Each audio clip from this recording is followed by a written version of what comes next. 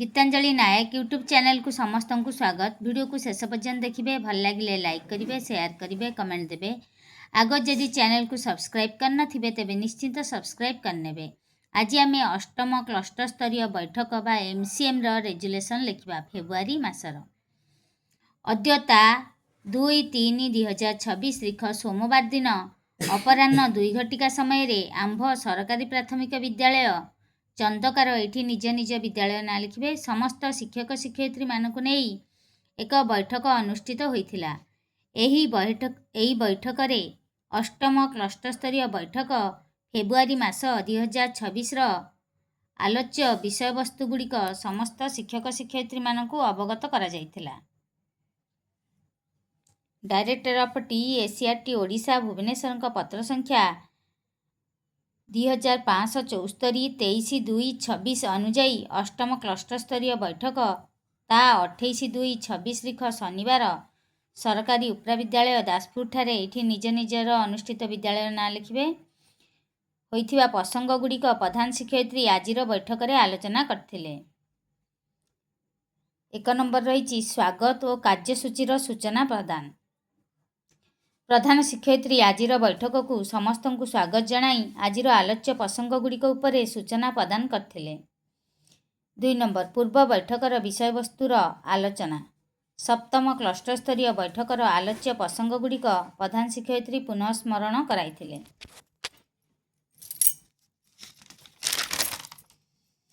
3 number पंचम और अष्टम श्रेणी पर प्रतिकारात्मक शिक्षण वार्षिक परीक्षार फलाफल प्रकाश पर 30 मार्करू कम पाइथिबा शिक्षार्थी मानकु चिन्हट करा जिवो।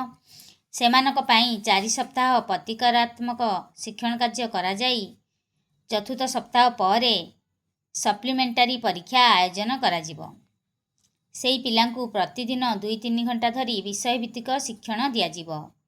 साप्ताहिक मान निर्धारण करी प्रत्येक शिक्षार्थीर प्रगति रेकर्ड करा जिवो। एभली जो पिला माने पंचम अष्टम श्रेणी रे 30 मार्क कम रखिथे से फेल हेबे एवं सेमानकु पुणी प्रतिकारात्मक शिक्षण दिया जाई सप्लीमेंटारी परीक्षा माध्यम रे उत्तीर्ण करा जिवो। प्रतिदिन 2 घंटा लेखाएं विषय भित्तिक शिक्षण दिया जिवो एवं साप्ताहिक प्रगति को रेकर्डभुक्त करा जिवो। 4 रे जादुपेड़ी शिक्षण सामग्रीर व्यवहार एनसीईआरटी द्वारा प्रस्तुत करा जाइथिबा जादुपेड़ी समस्त विद्यालय को जोगाई दिया जाइछि। एथिरे थिबा 55टी शिक्षण सामग्री अछि। प्रत्येक सामग्रीर नाम सह तार व्यवहार संबंध में विस्तृत आलोचना करा जाइथिला। 5 रे श्रेणी पर्यवेक्षण साधनी सीओटी जुलाई 25 रु डिसेम्बर 25 मध्य डाएट्र शिक्षक प्रशिक्षक माने 1615टी एफएलएन श्रेणीगृह परिदर्शन करथिले।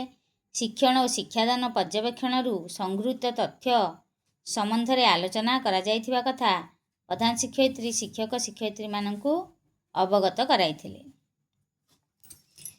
6 रे विद्यालय परिदर्शन आलोचना आयोजित विद्यालयर शैक्षिक और भौतिक परिवेश चेकलिस्ट आधार रे परिदर्शन करी आउ कौन कले शैक्षिक और भौतिक परिवेश उन्नति होई परिबो ता उपरे आलोचना कराइथिला। 7 रे शिक्षण सोपान रेजिस्टर जानुआरी मासर शिक्षण सोपान रेजिस्टर शिक्षण फलाफल तथ्य प्रथम द्वितीय तृतीय श्रेणी उभय भाषा और गणितर शिशु प्रदान कराइथिला। प्रथम द्वितीय तृतीय श्रेणी उभय भाषा और गणित प्रत्येक विद्यालयर स्टार प्लस एवं त्रिभुज चिन्ह हासिल करथिबा तथ्य प्रधान शिक्षयित्री माने प्रदान करथिले।